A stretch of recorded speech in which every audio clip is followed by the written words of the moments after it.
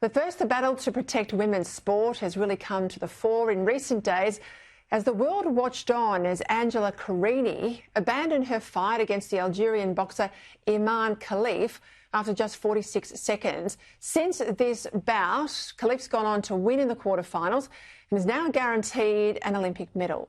What, of course, matters here is Khalif's eligibility to even fight in the women's competition, given her disqualification from the Women's World Boxing Championships last year after failing to meet gender eligibility tests imposed by boxing's peak body, and that's the International Boxing Association.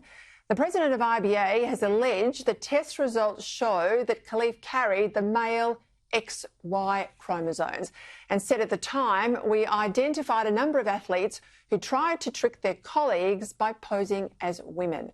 Now, the IOC, the International Olympic Committee, has consistently disagreed with this finding. It's maintaining Khalif's eligible to fight the women's contest because she has a women's passport. For more on this, let's bring in Liberal Senator for Tasmania, Claire Chandler. Claire, well, you and I have often thought if you don't protect women's sport at the girls' sport level in local communities, you'll end up distorting it all the way to Olympic level, and that's what certainly there's controversy about over the weekend. What do you make of all of this and how it's unfolded?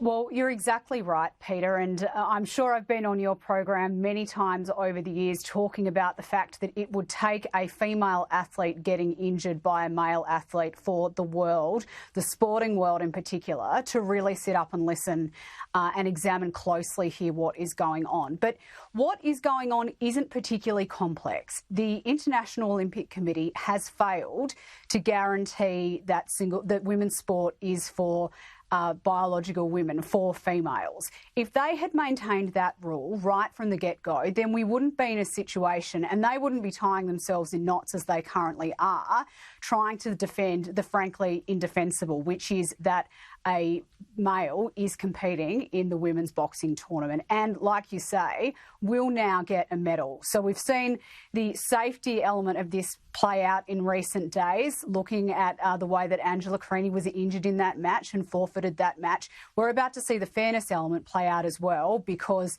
this Algerian athlete is going to get a medal that should have gone to a woman. Biology is pretty black and white when it comes to our chromosomes, XX, versus the male chromosomes of XY.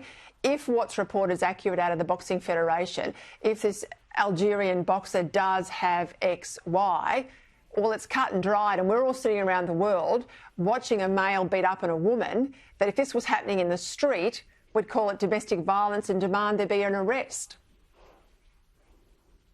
That's exactly right, and it's what makes the IOC's policy so frankly ridiculous. And the problem that we have at these Olympics, like you say, is that under boxing rules, which the IOC is currently the governing body for that competition at the Olympics, because they have some concerns with the International Boxing Association, we're seeing some female athletes being forced to compete against males. But in other sports where their international governing bodies have rightly taken the common sense approach and ensured that single-sex sport for women is protected, they're playing under a different set of rules. So the buck really has to stop with the IOC here. Is their policy that is getting in the way of safety and fairness for women at this Olympics.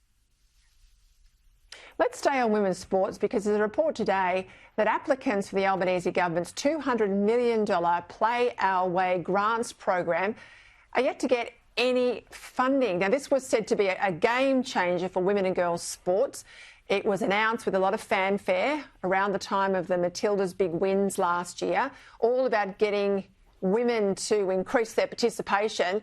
But 12 months on, they're still waiting. Why is it taking so long? Well, I think that's a really good question, Peter, and this is yet another example in the women's sports space where the Albanese government talks the talk but they won't walk the walk. And we have to remember that this is a government that has said that they have no interest in clarifying the law to ensure that women's single-sex sport is protected in this country. The Sports Minister herself said that the bill that I introduced as a senator in the last parliament belongs on the shelf gathering dust because they don't want to take leadership here. And I think that's really disappointing. And there would be many Australian sporting women and girls that are looking at what is happening at the Olympics now and wondering, can that happen here in Australia? Well, yes, sadly it can, but it's time for the government to take some leadership.